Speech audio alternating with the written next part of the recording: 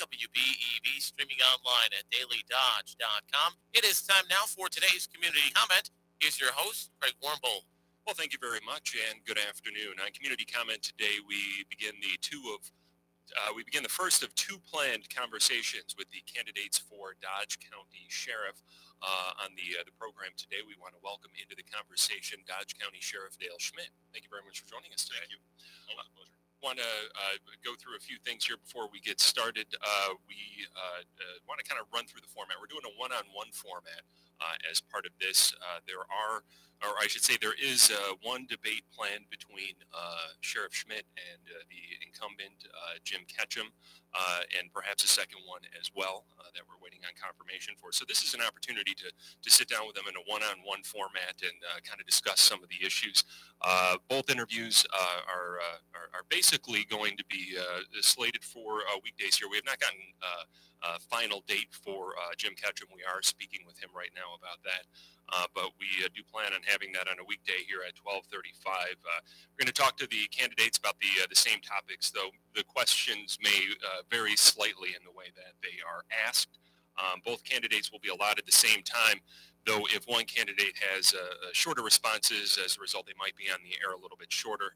Conversely, if one candidate has much longer answers, that candidate may not be able to address as many topics as the other candidate, as the program will be ending no later than 2 p.m. today. Could end earlier, but that's the maximum amount of time that we're going to be talking today. And both interviews are broadcast live here on AM 1430 WBEV for our radio listeners. You can also stream this live in audio and video format at dailydodge.com. To watch the video today, you can just go to Daily Dodge and click on the video tab and give it a moment, and the video should pop right up. Now, both of these interviews are going to be posted once the second one is complete, and that's an opportunity for, just to keep things fair and everything like that. They'll be posted on dailydodge.com at that point after they are complete. And finally, we're not going to be taking, in line with station policy, we're not going to be taking any phone calls on Community Comment. This is a call-in program, but it's one of the station policies that we have in place during elections to keep this as a one-on-one interview. And Sheriff, thank you again very much for joining me for this one-on-one interview. Well, it's always a pleasure, and thank you for having me.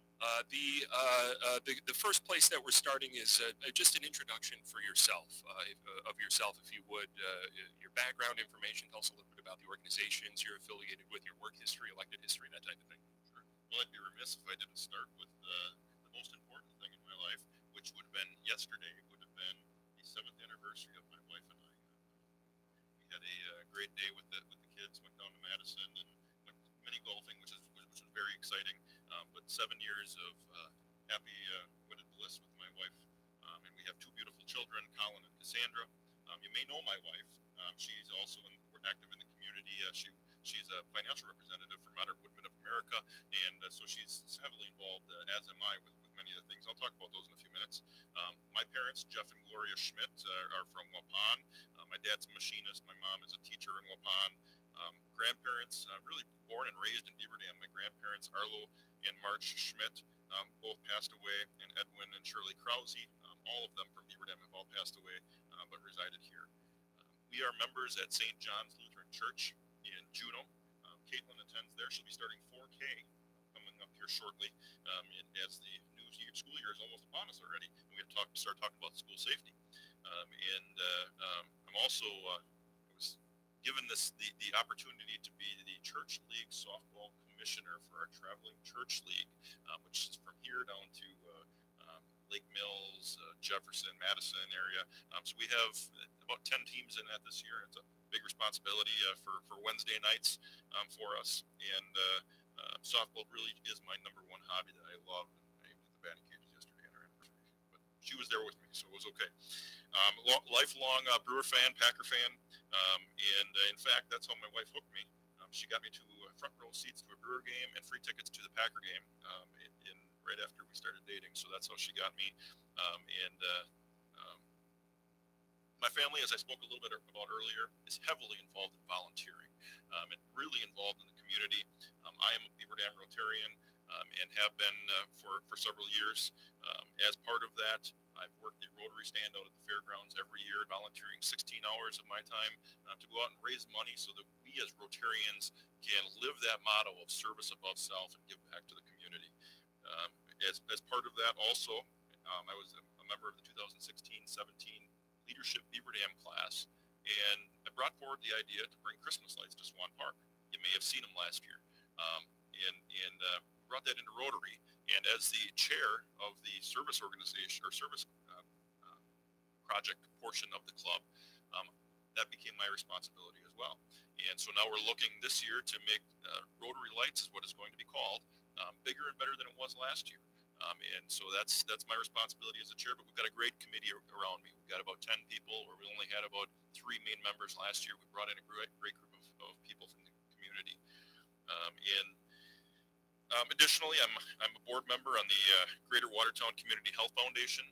We just got through done giving about $400,000 away to communities, organizations, not only in Watertown, but really the southern half of Dodge County and the northern half of Jefferson County. I'm on the advisory board for Care for Dodge County, the portion specifically related to hospital-based recovery and recovery coaches. And Wendy Borner has invited me to be part of that, and it's an honor to be part of that organization as well.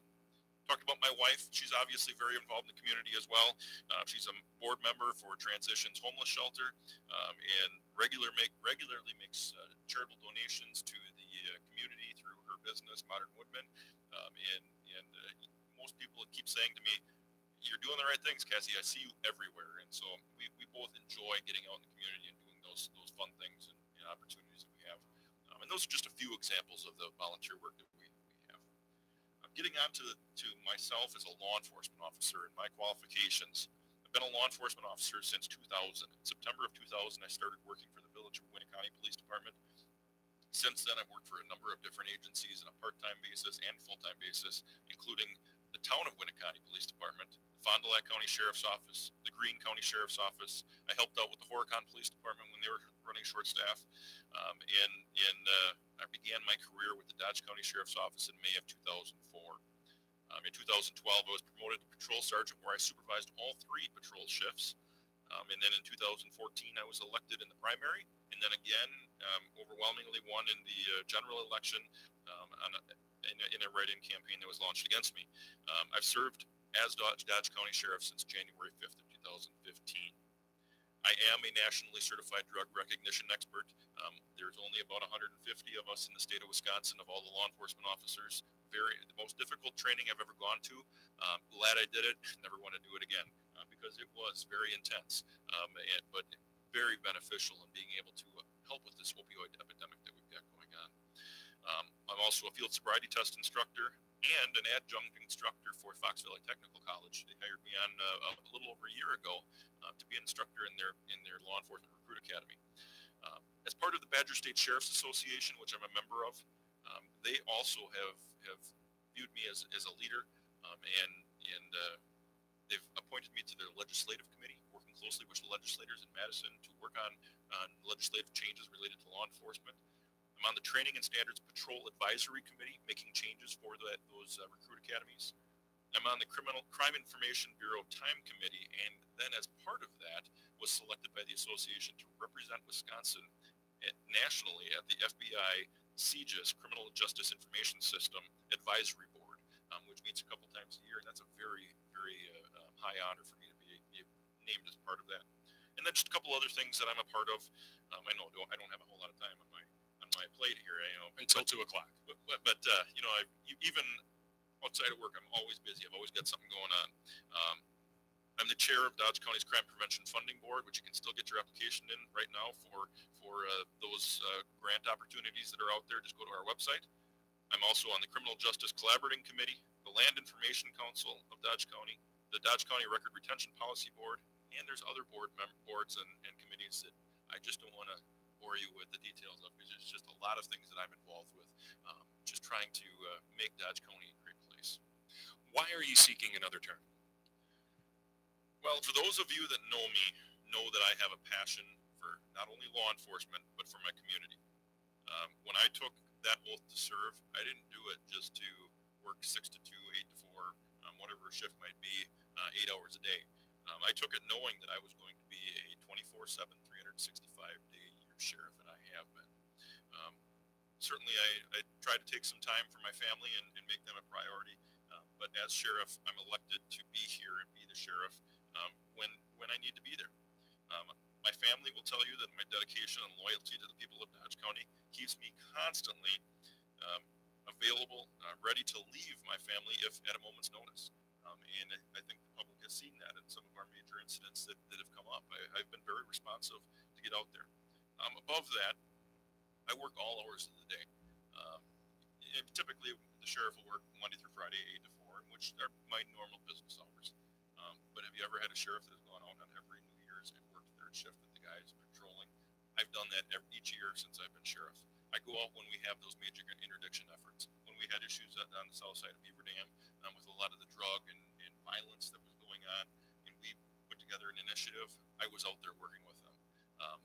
Many of these initiatives that we've got going on, I'm out there working with them and trying to make an impact. Traffic reduction effort. I'm out there making traffic stops and doing those things because I have a lot of dedication to this community and a dedication to my job. There's a lot of things that I want to do yet. There's a lot of projects that we've started that we need to continue and complete. And simply 4 years is not enough time to get that done.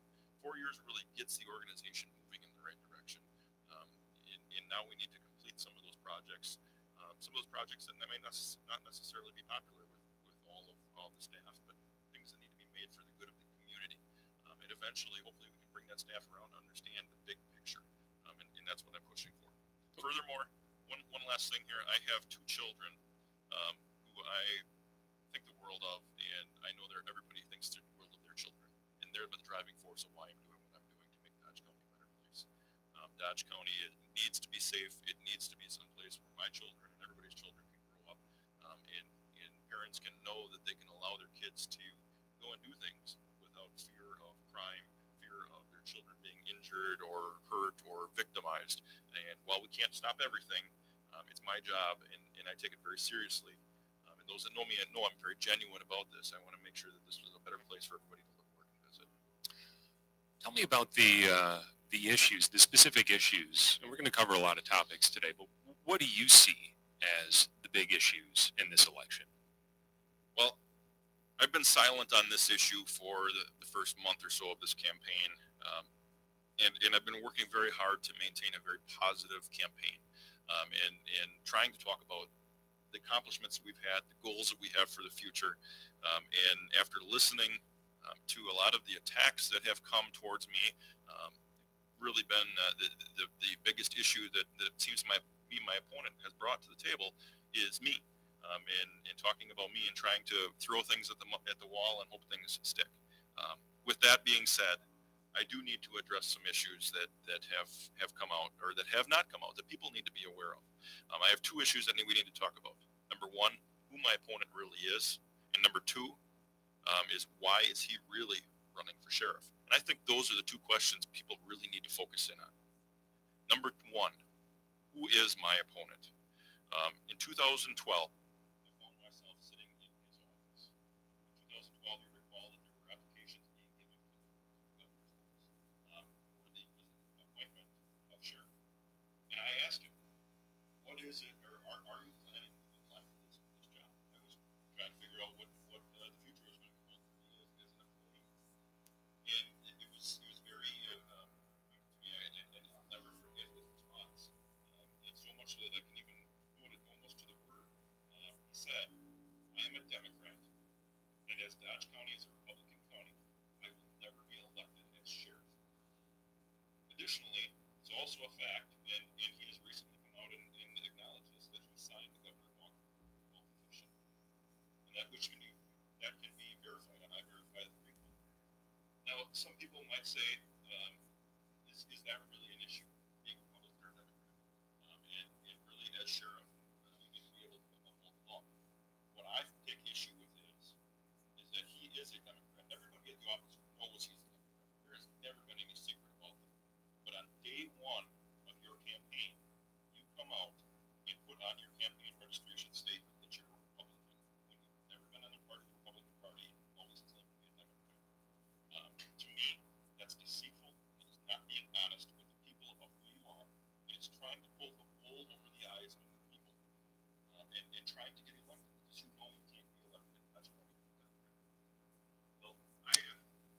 You know, before we get to that second segment, we may be having a technical difficulty here, so we are going to take a break, and we'll continue this conversation with Dodge County Sheriff Dale Schmidt in just a minute. This fan update is brought to you by Potawatomi Hotel and Casino. Find your win during another exciting Brewers promotion. Want a free terrace-level game ticket? Then complete a BP Come On Back card by making 7 purchases of 8 or more gallons of gas at participating BP gas stations. Call 414-902-4000 for more details. Stay tuned for more Brewers baseball presented by Potawatomi Hotel and Casino. Find your win at Potawatomi. How does Social Security and Medicare work? When is it best for you to receive these benefits? How does this affect you if you want to keep working? Hi, this is Sandy And Emily from Higher Insurance and Estate Planning. We're hosting a free class to help educate and inform you about Medicare and Social Security benefits and help you decide what's best for your future. To attend this free course, call us at Higher Insurance and Estate Planning at 887-0580. That's 887-0580. It's time to celebrate a little Christmas in July at Benvenuto's. Purchase $50 worth of gift cards and receive a free lunch certificate valued at $10. Purchase $100 worth of gift cards and receive 2 free lunch certificates plus a free dessert or glass of wine certificate. Use your free lunch 7 days a week from 11 to 4. Give the gift of great food from Benvenuto's and get yourself a free lunch. Merry Christmas in July from Benvenuto's in Beaver Dam, Madison, Middleton, Fitchburg, and Oshkosh. Schmidt Sausage and the Wisconsin Badgers present Authentic Wisconsin, defined. Slam dunk. You've made the resolution to eat healthier this year, but you really don't want to give up the foods you love. Schmidt's 100-calorie chicken broths, the perfect answer. Full Wisconsin broth flavor and just 100 calories. Makes them a slam dunk. Pick up Schmidt 100-calorie chicken broths with the Badger Motion W on the label at your local supermarket. Available in traditional, Italian, or pepper jack. Schmidt. Thank you to our advertising partners, our fans, volunteers, and the community for making our 21st annual WBEV WXRO Children's Radiothon a record-breaking year. With your support, we were able to raise over $131,000 for PAVE, Big Brothers Big Sisters, Clothes for Kids, YMCA of Dodge County, Green Valley Enterprises, Community Care, the Watertown Family Center, ARC of Dodge County, Church Health Services, CARE Dodge County, and the Beaver Dam Area Arts Association. Special thanks to Bayside Supper Club, Lori Scott and Nate Smith, Verlo Mattress Factory Store, Maury's Bar of Beaver Dam, and Yankees Piggly Wiggly of Juneau, Pernitz, everyone who participated in the motorcycle ride, the Thirsty Beaver, and Randy and Chuck Newman. Remember, all of your contributions stay right here in our communities. Whether you volunteered time, visited one of our events, purchased an auction item, donated, or even just listened, we thank you.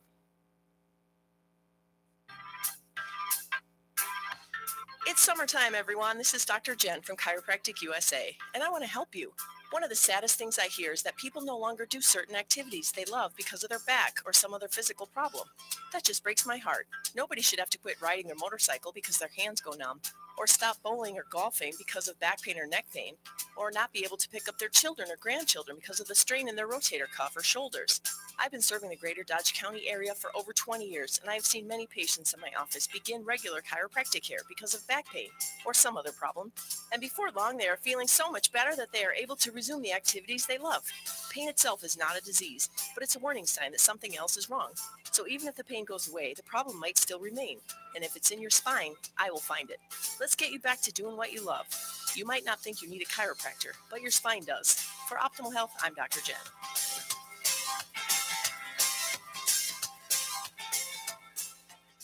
$12:57 from AM 1430 WBEV Beaver Dam. Take advantage of the Countryside Ford Quick Lane Works package.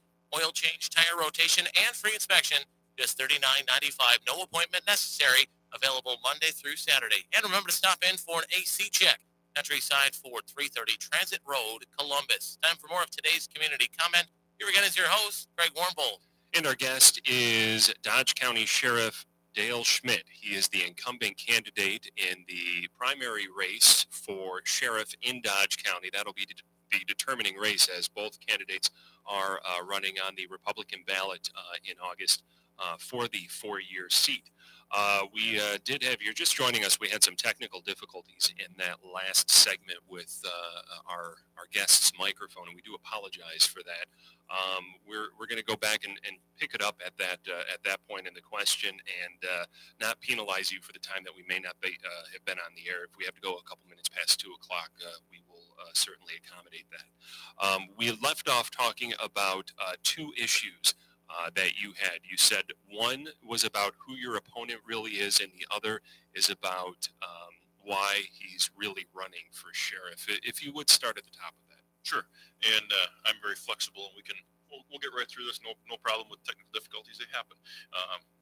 But let's talk about who my opponent really is. In 2012, I found myself sitting in his office because I was wondering who my next boss is going to be after the appointment of the next sheriff. And I asked my opponent, are you going to put in for the opponent? And it was very clear to me, and I remember this conversation very well. His response to me was, and I'm fairly certain it's very close to this quote, I am a Democrat, and as Dodge County is a Republican party, I will never be elected as sheriff. So he wasn't going to put in for that appointment. Additionally, the fact that he signed the Governor Walker recall petition confirms the fact that he is, in fact, a Democrat. And he's a well-known fact around the office that he is a Democrat. Now, I'm not saying that it's not wrong, that it's not okay to run for sheriff as a Democrat. That's what's great about our society and our nation, is that you can run for sheriff as any party that you want to. But on day one, when you walk in and you submit your campaign registration, you falsify that document by putting on there that you're a Republican rather than a Democrat. That's being deceitful to the people of our county. And that is trying to pull the wool over the voters, the good Republican voters in our county, and trying to make them think that he is what he is not. And now I certainly don't hold it against him for being a Democrat. Again, that's what makes our country great, is with the ability to agree to disagree. And we certainly can do that. But it really does bother me when you blatantly lie to the people about who you are. He's never been a member of the Republican Party, and maybe he is now, but he didn't even file his request for an application until either at or shortly after he decided to run for sheriff. I think it's very disturbing. I think it's unprofessional. Something that he told me was going to be throughout this entire campaign was professional, and here we are. I don't like having to call out people on issues. I don't like to talk about these types of things, but it's important because the people need to know who it is that they're voting for. I am a Republican, have always been a Republican, am a conservative fiscally and socially. And we talk about the different amendments, Second Amendment, things like that. If you were to ask me if I was a Second Amendment supporter, I will tell you absolutely. If you're to ask him, I don't know what his answer is going to be, and I don't know if it's going to be honest, because he can't be honest about his party affiliation. I think that's important for the people to realize. I have a high degree of ethical standards, and I do not appreciate when people lie to me. I do not appreciate when people lie to other people in the public, and it's very disturbing to me. He has a lot of union support. You may ask, why are some of the unions supporting him? That's a very liberal, democratic leaning organization, and I think people need to understand that and recognize that. You may not always agree with my decisions, but you can't undermine those decisions, which is exactly what the other side has been doing basically over the last several years. Which leads me into my second point. Why is my opponent running for sheriff? It isn't because he wants to do great things for the county. It's more of a personal agenda. And he was part of a promotional process that occurred a little over a year ago for our operations captain. I opened that up to the public because I want my command staff to have the most qualified person. I want the most qualified person to be in that command staff. And what happened was we had a number of internal candidates. We had a couple of external candidates, and one of them rose to the top.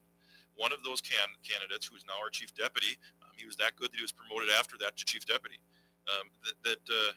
Everything that he brought to the table, his master's degree, his ability and his knowledge as an instructor in leadership and police organizations, a nationally renowned leadership program that we brought in to our organization. He is from a larger agency, supervised patrol, supervised detectives, was part of a lot of different teams. And at the end of the day, he achieved the highest score in that process, a score of over 300 on the scale that we had utilized. and my opponent was over 90 points below that, and there were several people between the two candidates. So naturally, I chose the most qualified candidate that I felt for our organization was going to drive our organization forward, and he was upset about that. And there are two types of people in a promotional race. There's one who accepts, okay, I wasn't chosen. I'm going to pick myself up by my bootstraps. I'm going to identify what it is that I can improve to better myself, and move on and apply again in the future and do better. Or there's the other type of person, the type of person that will undermine everything that you do, that will not get on board with the program, will complain about everything and not bring forward anything. That's one thing that I've noticed in every single meeting we have had. He has never brought ideas forward. He has never brought initiatives forward. When I've asked for input, I have to pull teeth to get that information out of him, and it's been very disappointing throughout the entire process. And it hasn't been just under my administration. These are the same types of things that we saw under the previous administration. The previous administration, who is now supporting him, and in fact, Doug Ninman is his treasurer. And to me, I don't know about the rest of you, but that certainly sounds like a vendetta. They lost the race. They couldn't accept it. They did a write-in. They lost again. And here we are again. This is the third kick at the can, per se, to try and take me down as the sheriff.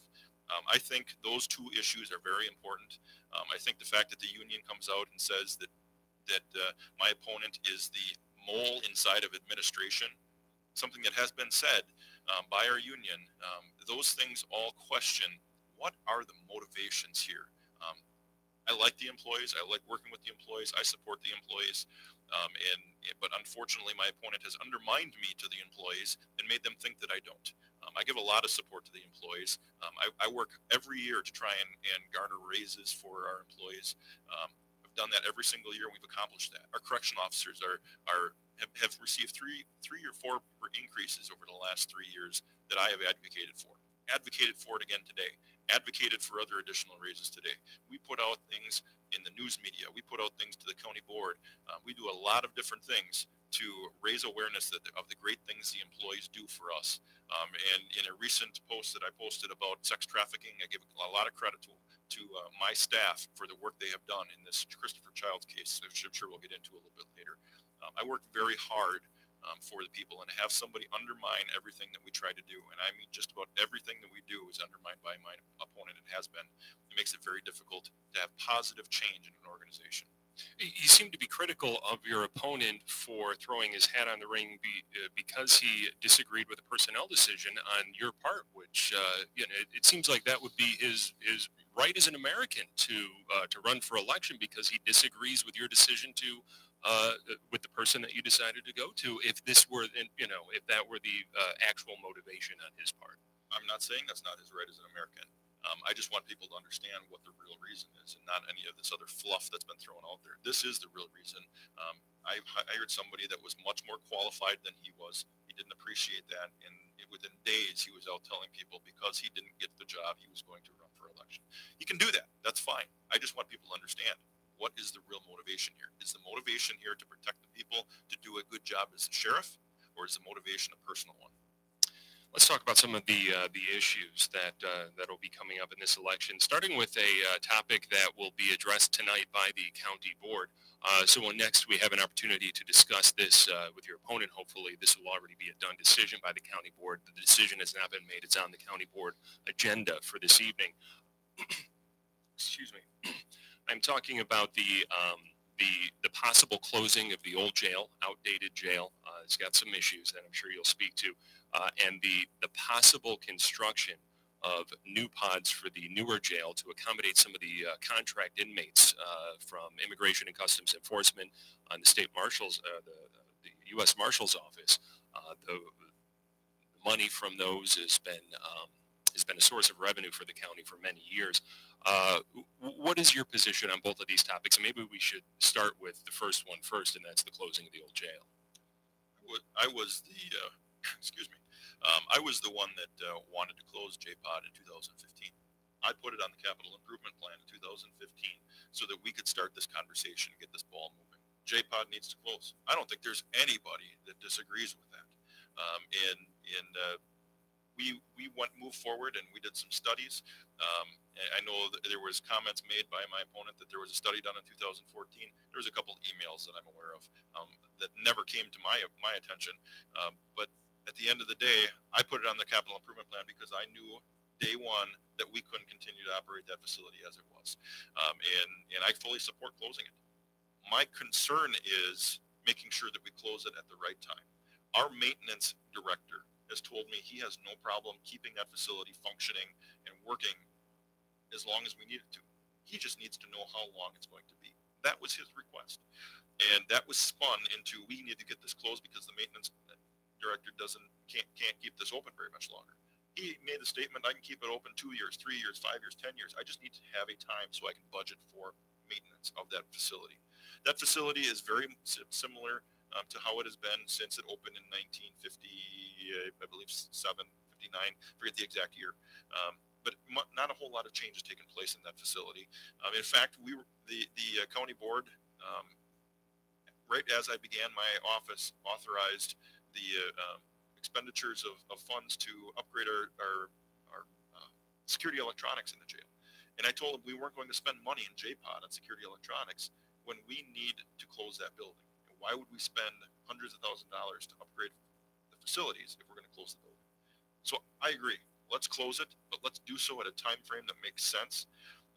The county board is going to vote on that. I'll just shift gears into the second half of that, and that is the replacement of JPOD. There are a couple of different ways to look at it.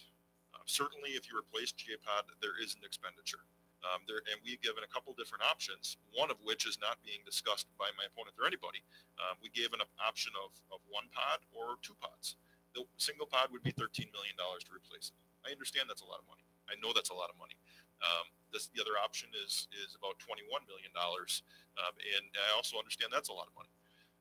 At the same time, if we simply close JPOD and we do not build, we will lose, on average, about $2 million in revenue coming into the county. Now, that's not profit. That's not money that we're going to see that will offset the taxes you have. But that's money that is going to be cut out of services, not 1 year, each and every year into the future. Certainly, there are things that come into play as far as how long will we have immigration detainees. But our jails, as Tom Nickel, one of our county board supervisors, said, our jails don't seem to be getting any smaller, and the capacities in our facilities don't seem to be getting it, or the amount of people in our prisons are exceeding capacities. There are other options to fill those buildings if we need to get to that point. But we have had this program going for 15 years with the feds under many different sheriffs, and we have never had any issues except for 1 year when we had some difficulties in the transition from my predecessor to me. And since we worked through some of those issues, we've had nothing but a very strong relationship with immigration. I don't see that going away anytime soon.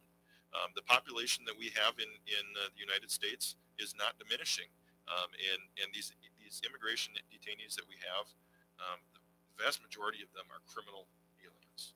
They are immigration detainees that have committed crimes and are being held pending deportation. These aren't just people we're picking up off the street. The vast majority of them are criminals, and so we have a decision to make. And what I told the county board last fall was, let's make that decision. Let's be educated to make that decision. And whatever decision you as a county board make, we will make work. But I want you to have all the facts. So we went back to the drawing board. We brought all the budgetary concerns forward. And at the end of the day, we have one of those 2 expenditures, depending on what size of facility, versus the loss in services that the county will see each and every year as a result. $2 million is a lot of money to have to recoup. That's a lot of different types of services, whether that be jobs or that be squad cars or that be something in human services. That's a lot of money that we have to try and recoup. That's the county board's decision. They will make that decision tonight. We presented it. Did I make a recommendation? Yes, I did. But whatever the county board decides to go with, whichever decision they make, I'll support that decision. And I'll do whatever we need to do to continue to make the citizens of Dodge County safe. And we as department heads have all talked about it. And by department heads, I mean all the county departments, highway department, and human services. We've all talked about this. We all know this is going to be a big struggle for us. to cut those services back that much. But we'll make it work. Reading the tea leaves, kind of feeling like that, like they won't be built. If that's the direction they make, that's fine. We'll make it work, and we'll do what we need to do to make sure that we can protect the citizens. I just made a recommendation. We are speaking with Dodge County Sheriff Dale Schmidt, who is seeking a second term in office, facing a challenge from Jim Ketchum. We are working with Ketchum for a date on community comment to sit down one-on-one in this same format and discuss the issues. There is a candidates debate between the sheriff's candidates scheduled for 6 p.m. Monday, July 30th at the Juneau Community Center, and WBEV DailyDodge.com will be moderating that debate. In the meantime, we do need to take a break. We will continue our conversation here in just a few minutes with Dodge County Sheriff Dale Schmidt. Are you staring at me? I bet you are, because I'm a bull. And pretty soon you're going to be grabbing me right by the horns. Saturday, July 21st marks the 13th annual Manchester Shootout at the Rod and Gun Club. I'll be there for only one show. And best of all, I don't have to pay for a ticket. Tickets are $12 for adults and $8 for children 6 to 12, and can be found at the Manchester Rod and Gun Club and the Hilltop Tavern in Manchester. Allow me to introduce my friends from the National Federation of Professional Bull Riders and the CC Bucking Bulls. A real shindig of a dance will follow. I'm not much of a dancer, too much hoof, I'm told. Take it from me, a bull that doesn't bull. Nothing makes the dust rise like a rodeo. The 13th annual shootout at the Manchester Rod and Gun Club. If you have fingers, call 920-346-2608. See you there. Visit the health and wellness page at dailydodge.com. Brought to you by Prairie Ridge Assisted Living. For yard cleanup and lawn care, call Fitz's Lawn Care in Beaver Dam. Call Fitz's for mowing, rolling, aeration, thatching, fertilizing, weed control, shrub trimming, edging, lawn repair, and new lawns. Fitz cleans rain gutters, sweeps parking lots, and does power washing too. Fitz also installs leaf-proof rain gutters. Call Fitz's Lawn Care in Beaver Dam. Ask Don about special discounts. There aren't any. Everybody gets a discount all the time. Fitz's Lawn Care, 877-885-4970. Without your teeth, you couldn't eat, smile confidently, or talk clearly. Hi, this is Dr. Adam Forster. At Columbus Family Dental, we promise to provide you with exceptional care as we enhance the natural beauty of your smile. Our entire team wants to invite you to a stress-free dental experience. Whether your dental needs are a complete exam and x-rays, a full mouth restoration, or anything in between, call us today at 623-5559 to set up your free consultation, or visit us on the web at columbusfamilydental.com. From diapers to driver's ed, first job to retirement. As your family grows, your needs change. You want health care that grows with you. And at BDCH, we've built a comprehensive network of locations and specialists to meet our community's needs. From daycare for the kids to a comfortable place to retire in Stone Terrace. Our state-of-the-art technology and forward-thinking care are the result of matching our services to your needs. It's lifelong care for all of us. Visit bdch.com today to learn more. Hurry in for sizzling deals during the summer of Jeep at Holman Chrysler Dodge Jeep Ram in Waupun and Holman Chrysler Dodge Jeep Ram of Ripon. Lease a new 2018 Jeep Grand Cherokee Limited 4x4 with blind spot and cross-path detection for only $329 a month. Or lease a new 2019 Jeep Cherokee Latitude 4x4 for only $229 a month. Both leases are for 36 months, $19.99 due, and no security deposit. For super low prices and a relaxed buying atmosphere, come to Holman Chrysler Dodge Jeep Ram in Ripon and Waupun. Plus tax, title, and dealer service fee, subject to approved credit. Here's a look at your Weather Eye forecast, powered by weatherology.com. A mix of clouds and sun this afternoon with daytime highs approaching 76. Winds out of the north 5 to 10 miles per hour. Lows around 58. Tonight, clear skies and quiet. Tomorrow, high of 77. Mid-70s Thursday and Friday with storms both days. I'm meteorologist Jennifer Wojcicki on your hometown station, AM 1430 WBEV. Currently, it's 74. 17 minutes after 1 o'clock from AM 1430 WBEV, streaming online at dailydodge.com. Time for more of today's community comment. Here again is your host, Craig Warmbull. And we continue our conversation with one of the candidates for Dodge County Sheriff one-on-one format here today with the incumbent Sheriff Dale Schmidt. We are working out a date to sit down one-on-one with his opponent, Jim Ketchum, here in the very near future. We do have an update on the debates, actually, as Beaver Dam Chamber of Commerce President Phil Fritchie just dropped by the Daily Dodge studio here in Beaver Dam and confirmed that the debate that's sponsored by the Chamber of Commerce in Beaver Dam is going to be on Wednesday, August 8th, from 7 p.m. to, I think we're looking at 8 p.m. right now. I don't know if that's necessarily been confirmed, the length of that. The Veterans Center in Beaver Dam, once again, and both candidates are confirmed for that. WBEVWXRODailyDodge.com will again be moderating that, similar to the debate that is scheduled for Monday, July 30th, 6 p.m. at the Juneau Community Center. So both of those are debate-style formats. Again, here on the community comment program, we have an opportunity to sit down one-on-one with the candidates and discuss some of the issues that are rearing themselves during this election cycle. One of those issues is Spillman. It's a record management system that combines 18 local law enforcement agencies under the umbrella of one computer system that the Dodge County Sheriff's Office has spearheaded in recent years. It already replaced a troublesome system called New World that was plagued with issues and the time that it was up and running. There are now some reports out of one of the 18 agencies, that being the Beaver Dam Police Department. Here in recent weeks, there was a survey taken that the police officers in Beaver Dam were not happy with some of the patrol functions of Spillman. Administratively, they indicated that there were no issues with it, and they're happy with it on that end. It's the patrol side where there seems to be issues with what they're calling a time-consuming and cumbersome approach to data entry, putting items into there. And there's been some back and forth between yourself and the police department regarding training and some of the opportunities that have been available. This is a chance for you to address some of these issues, if you would, Sheriff. Tell us your thoughts about everything that's going on with Spillman. Well, first of all, I'm very disappointed in the lack of communication that has taken place as a result of this process. Unfortunately, last week we were both at the Police and Fire Commission meeting, and we were well prepared. We had the surveys. We were prepared to give a response, and I have it here. I'm sure you have it on Daily Dodge. It's on my website or on our Facebook page, we were prepared to give information to the Police and Fire Commission as far as what we can potentially do to help. But unfortunately, the PFC chairman opted to not have any public comment at all, and went on a tirade.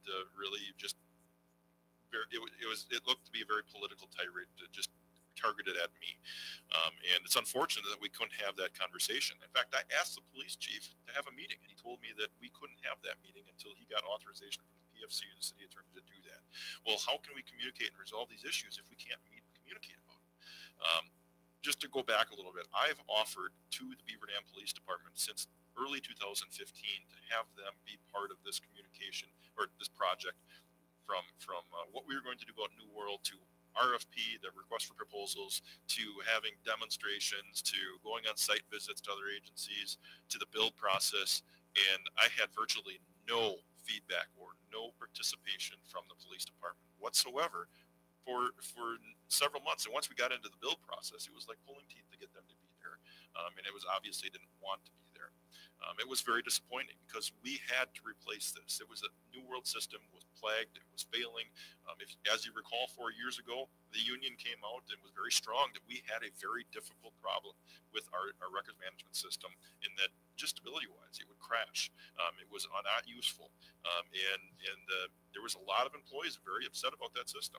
We replaced it, and we asked for input because we didn't want this process to happen, and there was no participation from the Beaver Dam Police Department. I did call, before going to that meeting, I called the 2 full-time agencies in the county who did participate actively, along with us, side by side, working through that process. And they said, well, we still have some things to work through. Overall, it's worked very well for us because they were able to tweak their processes and make it work for their agency.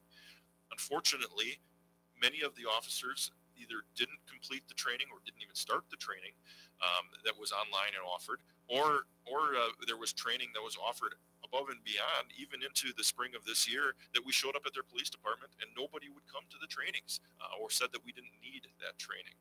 In fact, one officer, before we went live, said in one of our trainings at the beginning, before this even started, said to one of my other deputies, who came to me after all this information came out, and he said, one of the Beaver Dam guys came to me and said, we're just not going to do this.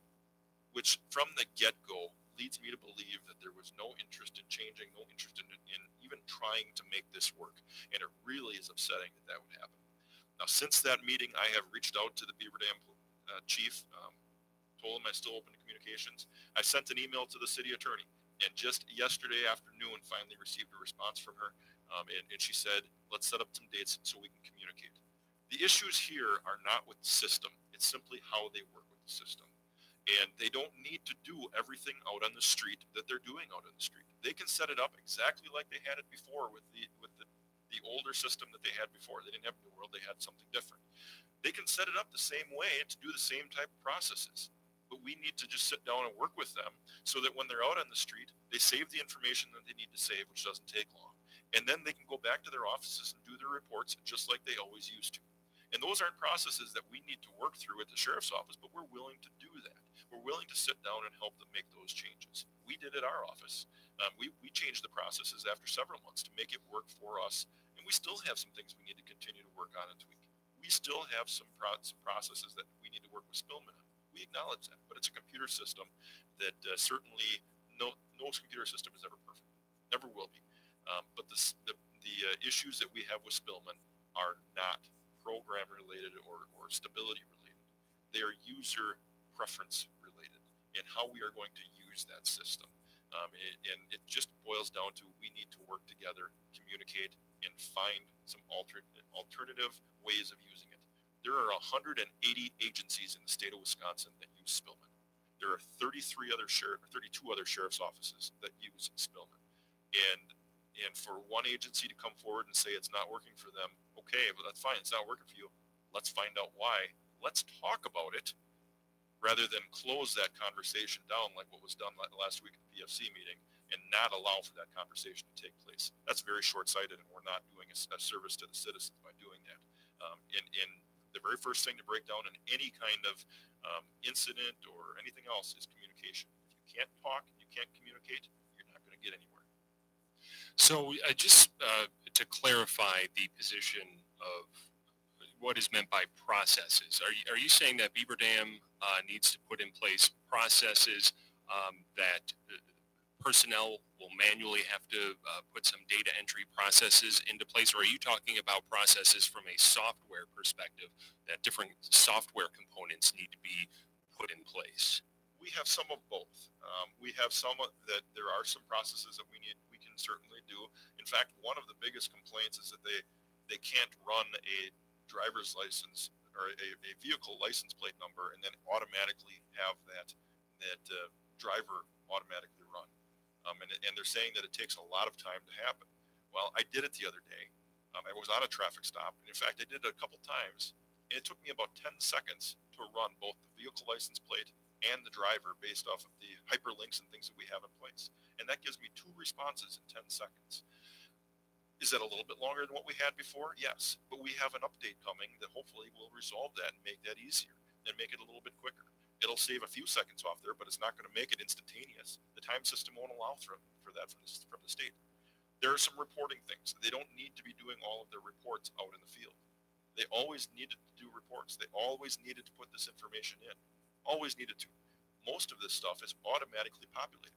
The names, the date of births, their heights, their weights, their addresses can automatically be imported into their reports, and they don't have to type any of that stuff in.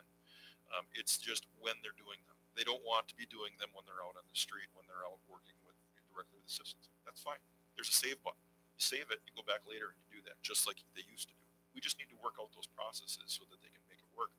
But there has to be communication, and there has to be a willingness to want to do it. Because if they don't want to do it, it won't happen.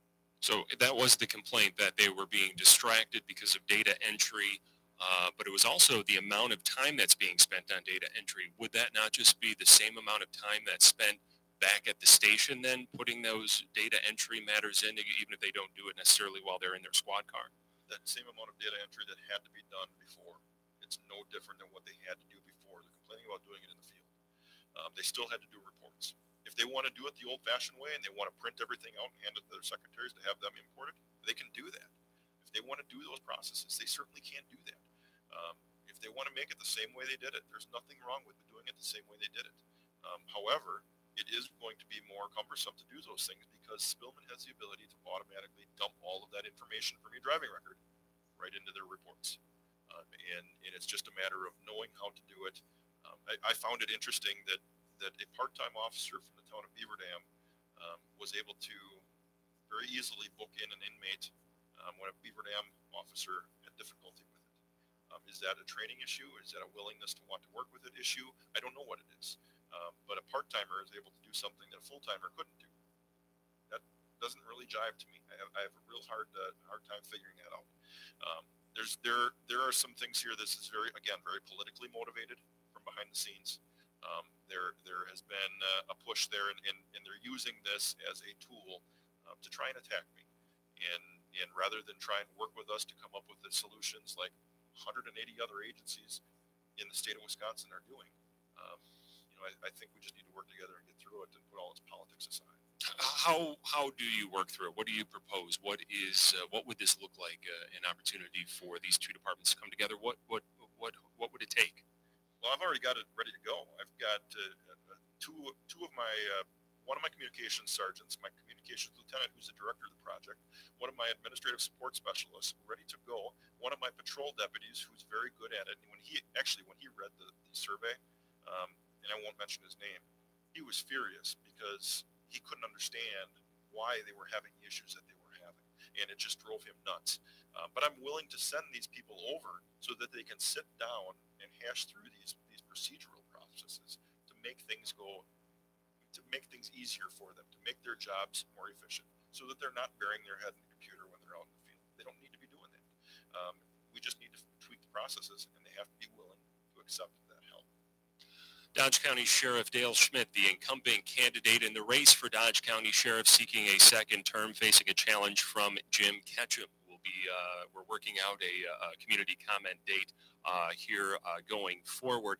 The debates between the two are scheduled for 6 p.m. on Monday, July 30th at the Juneau Community Center, and we just a few minutes ago had confirmation from Beaver Dam Chamber President Phil Fritchie that a second debate is now confirmed. It is going to be on Wednesday, August 8th at the Beaver Dam Veterans Center starting at 7 p.m. We do have to take a break. When we come back, more with our conversation with Dodge County Sheriff Dale Schmidt.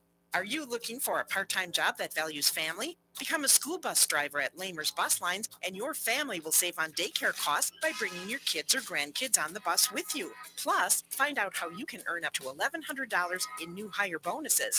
No experience needed. Lamers provides paid training. Apply in person at your nearest Lamers location, including their newest location in Columbus, or apply online at golamers.com/employment. Now is the perfect time to apply for driving jobs for the next school year. Thank you to our advertising partners, our fans, volunteers, and the community for making our 21st annual WBEV WXRO Children's Radiothon a record-breaking year.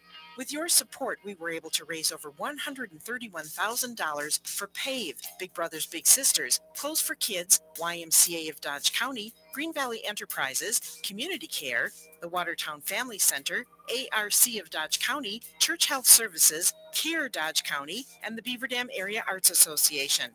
Special thanks to Bayside Supper Club, Lori Scott and Nate Smith, Verlo Mattress Factory Store, Maury's Bar of Beaver Dam, and Yankees Piggly Wiggly of Juneau, Pernitz, everyone who participated in the motorcycle ride, the Thirsty Beaver, and Randy and Chuck Newman.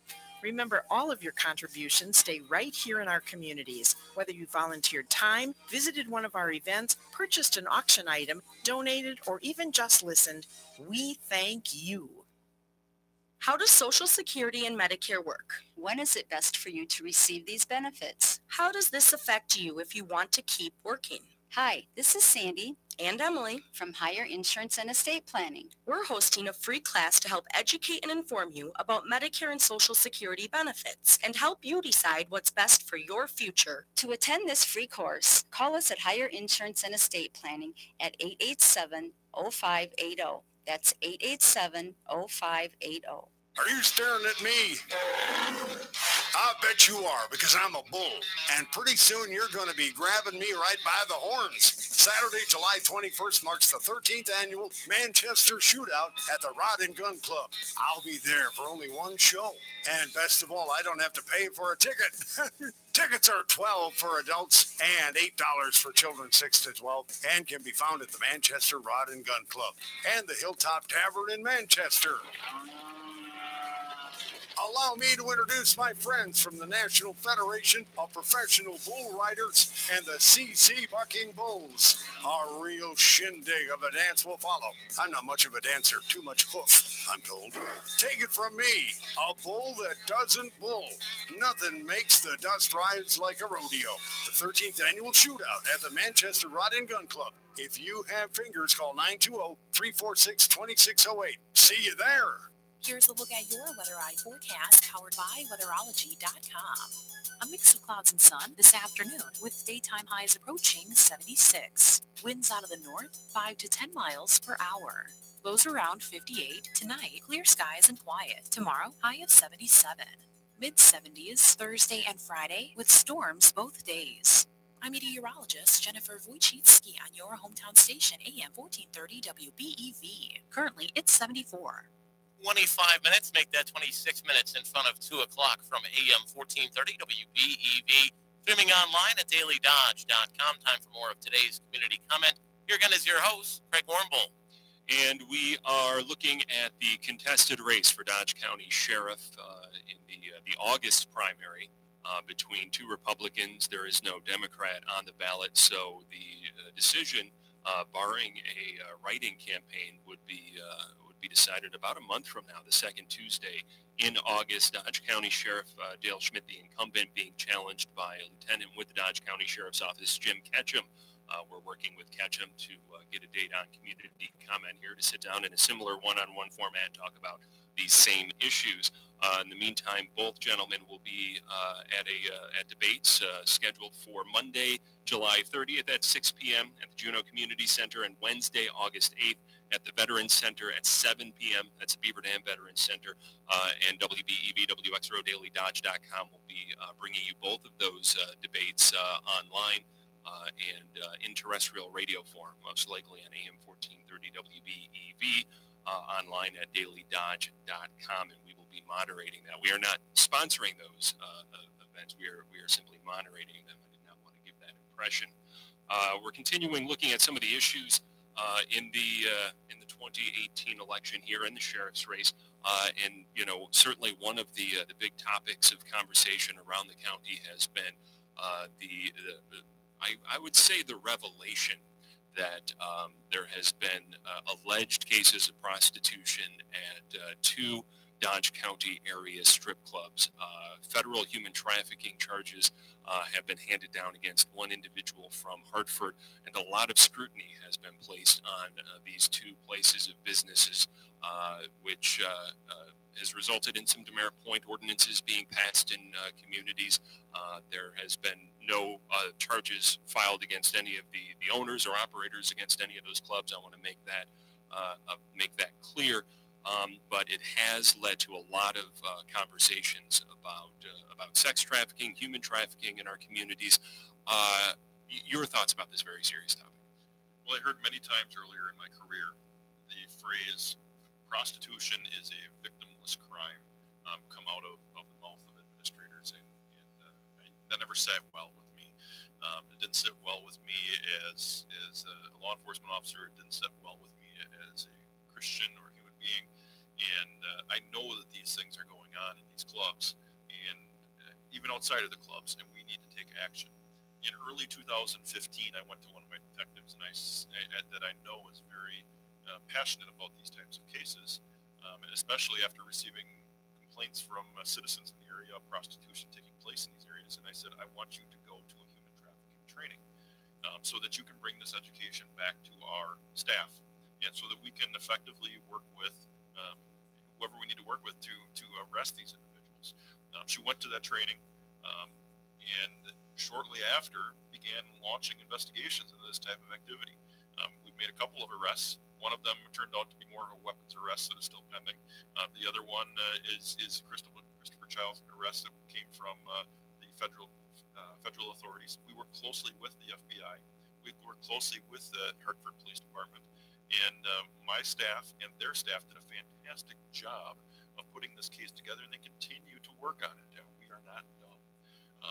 It is a priority for me, for my administration, to make sure that we can work with whoever we need to protect these vulnerable people, and certainly look at prostitutions and people involved, and you think, well, yeah, they're putting themselves into this. Well, this is a case of maybe, but in this case here, it was certainly this person was groomed. This was somebody's child, somebody who was pulled out of normalcy. They were given things and eventually became the property of, in quotation marks, these individuals, and they treated them like property.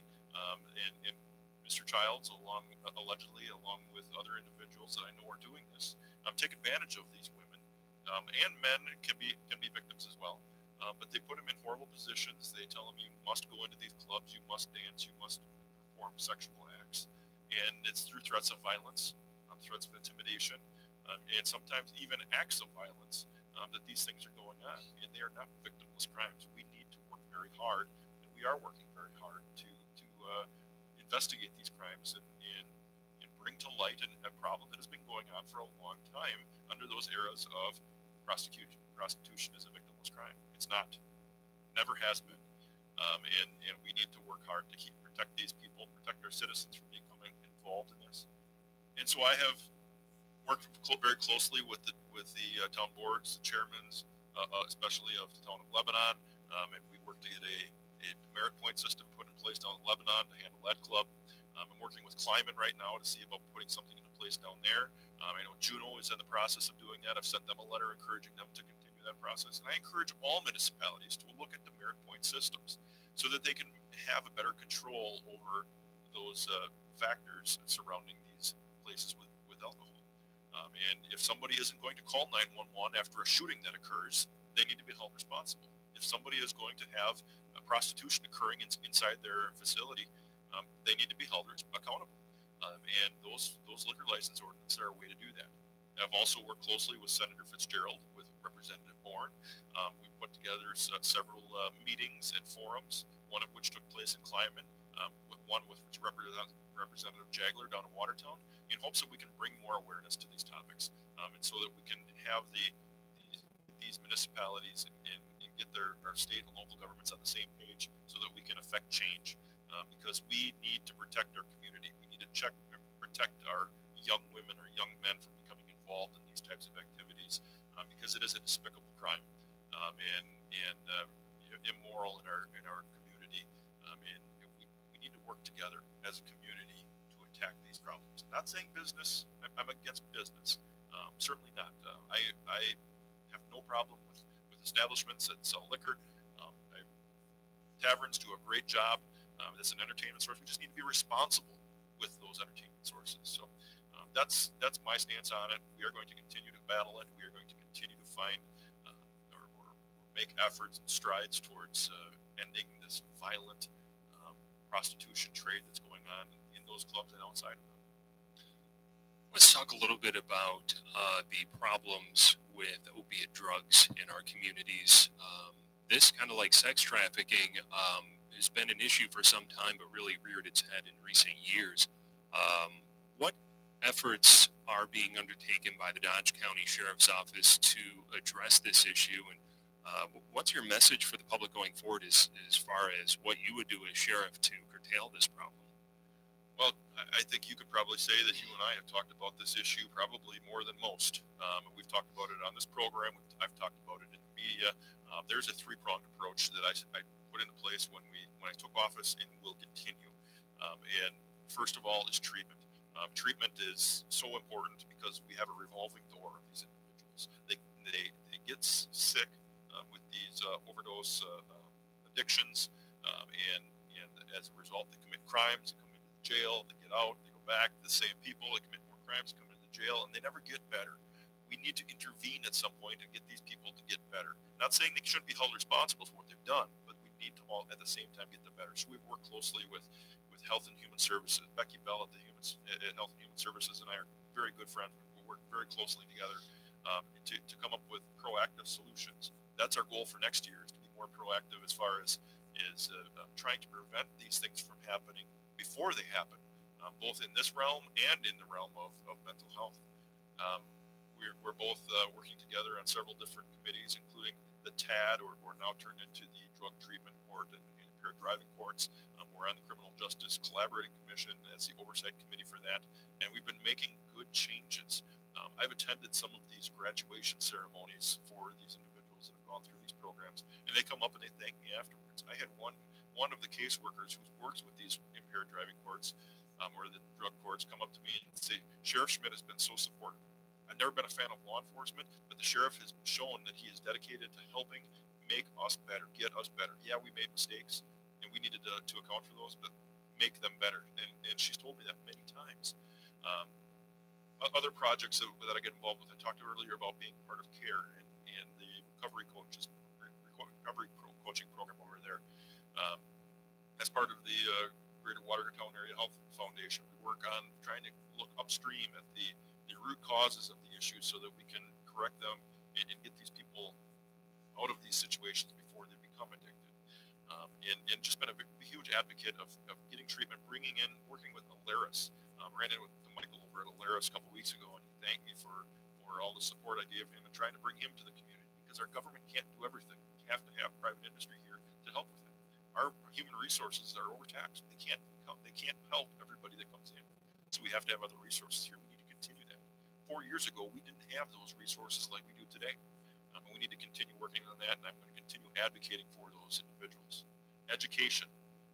Our conversation here, once again, is educating the community on what's going on. Many people didn't understand how you become a heroin addict, and we've talked about that. We've talked about that here. We've talked about that in different forums throughout the community. The community theater put on the With One Voice this last winter, put on by the Crime Prevention Funding Board that I chair. We've had a number of different classes in schools, presentations that I've given in schools, presentation that others have given about this heroin epidemic. And then finally, enforcement. Enforcement is the very difficult portion of it, because I have finite resources. And I've said it before, this is not a law enforcement problem, it's a community problem. We need to work together. But I have advocated and obtained another full-time drug investigator. It's not full at the moment because I'm short-staffed because of retirements. But that third position is selected. We've selected the person, and as soon as we get some more people on the road, we'll put them back into there. We've also advocated for the Beaver Dam Police Department to get a drug detective, which they have. And I work very closely with the District Attorney's Office and many other resources in our county to try and combat these issues. We're always trying to find innovative ways to take the next step.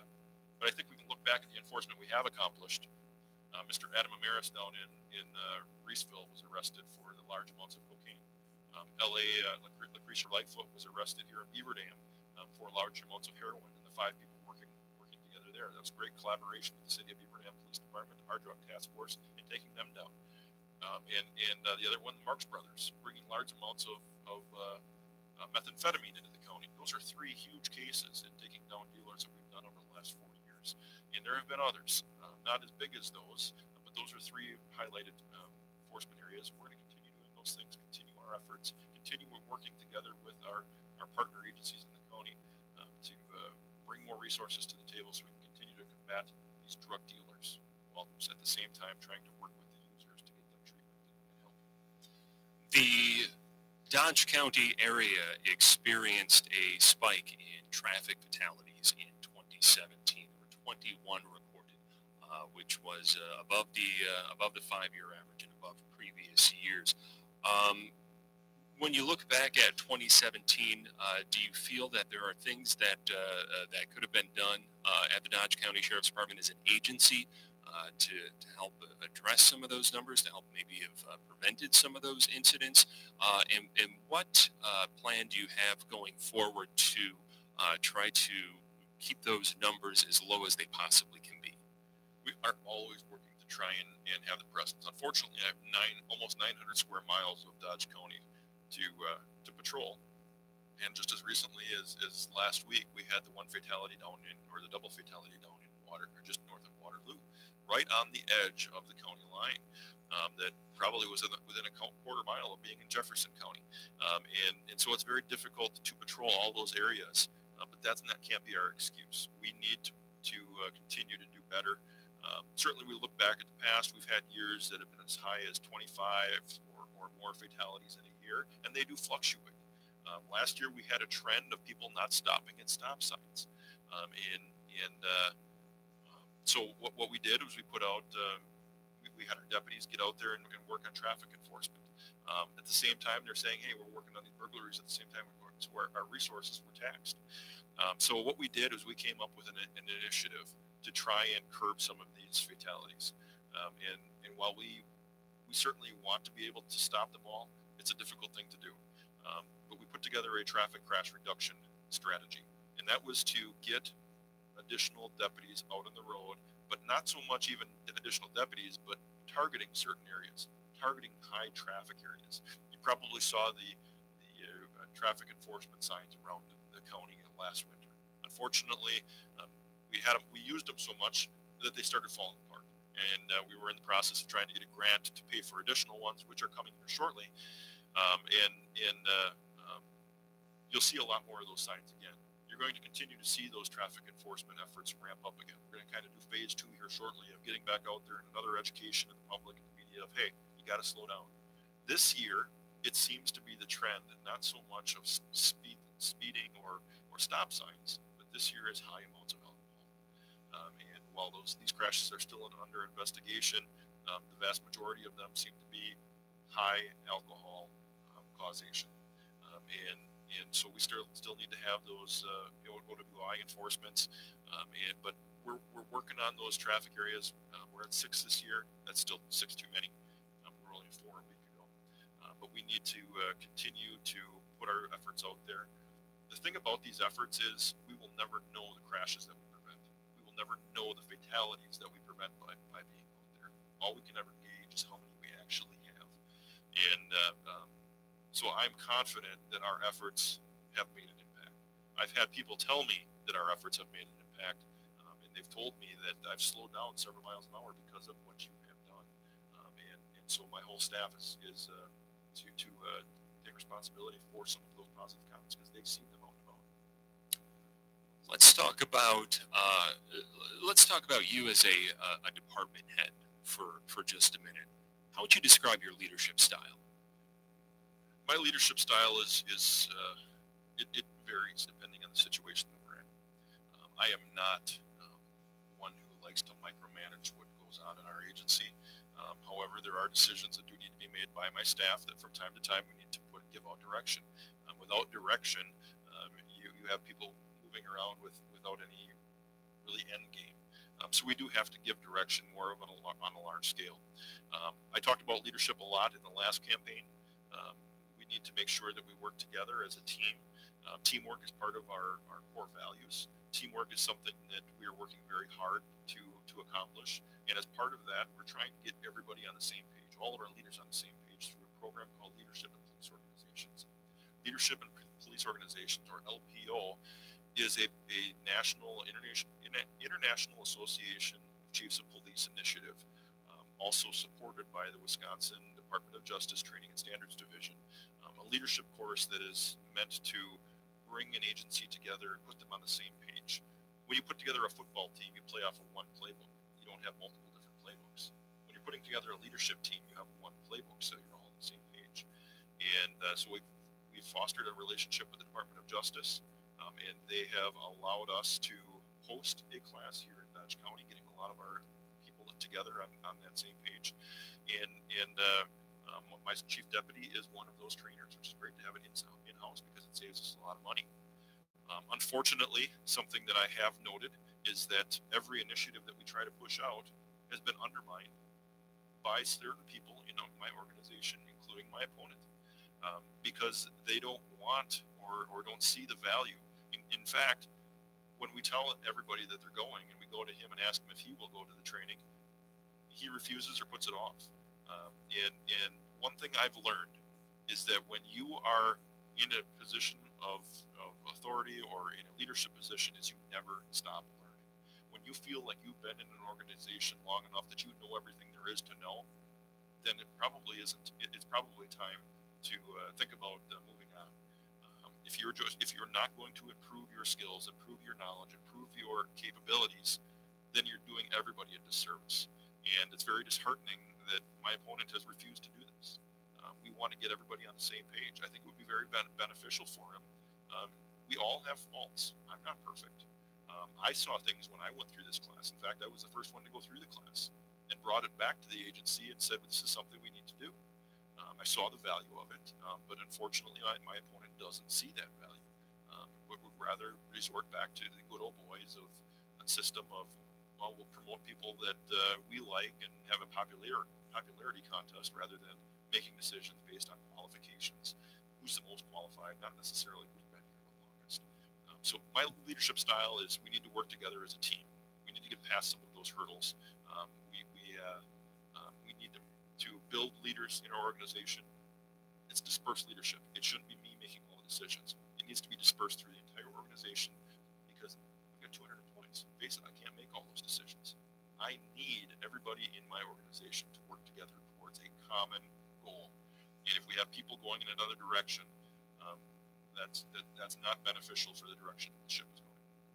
The Dodge County Sheriff's Office has one of the biggest budgets in the county. If you would explain to our listeners and our viewers what your approach would be to fiscal conservatism and taxpayer accountability. It's a great question. I've been attacked on this, even though I don't know how you attack bringing good money back to the county. Over the last 3 years, I've saved about $1.8 million to Dodge County taxpayers. That has been done by returns to the general fund. And I'm not giving the money back, but it's the county boards, but it's money that I was authorized to spend and did not spend, and therefore was able to return that to the general fund, so it could be reallocated in other places. Not all $1.8 million of that was from increased revenues or cutting expenses. A lot of it was from donations from private citizens, donations from corporate citizens, contract negotiations, $60,000 of that coming from New World because they didn't fulfill their contract. We've got other vendors who have cut us checks as part of contract negotiations to offset our costs, and some of those funds have been utilized in things like upgrade of our badges, upgrade of other equipment, offsetting budget costs. None of those were county tax levy funds. They came from an alternate source. I think it's very important that we need to understand that in order to make money, you have to spend money sometimes. We certainly do spend money on some things that some people might not spend the money on, but we need to see the return on the investment, and I think we are. I think $1.8 million in tax money that is saved to the taxpayers is a really good start for us, and I believe I'll be able to continue that well into the future. A lot of the attacks that have been made against me and my fiscal responsibility are half-truths, are spinning the truth, and just don't meet the mustard. It's just, throwing mud at the wall, hoping that it sticks in order to get elected, which isn't fair. Here in the final couple minutes of the program, if you would, Sheriff Schmidt, tell our listeners why they should vote for you for a second term for Dodge County Sheriff. Number one is everybody out there knows who I am and who knows what I represent. I have heard from so many people over the last 4 years the excellent work that we are doing at the Sheriff's Office. And I said we, not just me. We're working together as a team.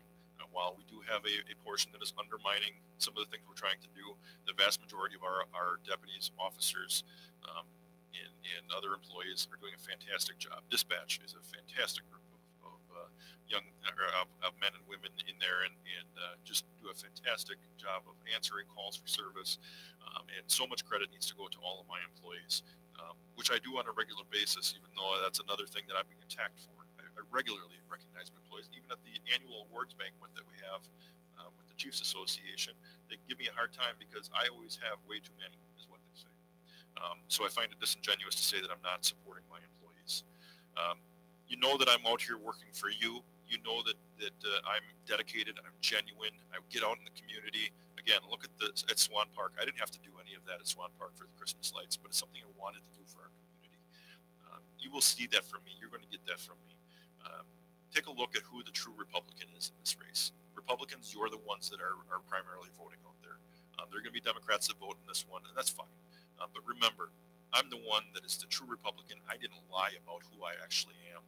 I think it's very important for everybody to understand that if you're going to be deceitful on the very first thing that you do when you're filing your nomination papers and your registration papers is to lie, what else in that campaign are you not being honest about? I'm here to tell you there's a lot that is not, from the other side, it is not truthful or a twist on the truth. I think it's important to recognize, and something I haven't mentioned yet, that Attorney General Brad Schimmel has endorsed me. State Senator Dan Fyan, State Representative John Jagler have endorsed me. 50 Wisconsin sheriffs recognize my leadership and understand how important it is to keep me in office, and 50 Wisconsin sheriffs have endorsed me, and that number continues to grow. We have various police chiefs and administrators who endorse me. It's being said that all of my employees are going in their direction. That's not the case. I have employees who don't necessarily want to come out and be vocal about it, but they're starting to get very frustrated with the things that are being said, and I have employees that are coming out to support me. The Dodge County Republican Party is endorsing me. All of these Republican Party members, Brad Schimmel, Dan Fyan, John Jagler, the Republican Party, they don't normally come out in a primary and endorse somebody unless there's a good reason, and they're endorsing me in this election. I'm here for the people. I'm here for you. I'm here to make Dodge County a better place to live, work, and visit. Anybody who interacts with me knows my passion. I've said it before, my children are my driving force, my family's my driving force. I was born and raised in Beaver Dam and Dodge County. I love this community, and I'm going to continue to do a good job for you. Not a good job, I'm going to do a great job for you, the citizens of Dodge County. Because whenever I do anything, I don't just put in 8 hours. I put in a full 365, 24/7 job, and it's my job and my responsibility to support you, the citizens of Dodge County. Dodge County Sheriff Dale Schmidt, he is the incumbent candidate in the race for Dodge County Sheriff. The vote coming up on the second Tuesday of the month of August. He is facing a challenge from a lieutenant within the Dodge County Sheriff's Office, Jim Ketchum. We are working with Lieutenant Ketchum to sit down with him for a one-on-one interview here on Community Comment in much the same format here in coming weeks. In the meantime, there are 2 debates that are scheduled, of which WBEV, WXRO, and DailyDodge.com will be broadcasting live, and we will be moderating those debates as well. The first is coming up on Monday, July 30th. That is at 6 p.m. at the Juneau Community Center. The second one is Wednesday, August 8th at the Beaver Dam Veterans Center starting at 7 o'clock. I do want to thank you once again for joining me on the program today. My pleasure. That is going to do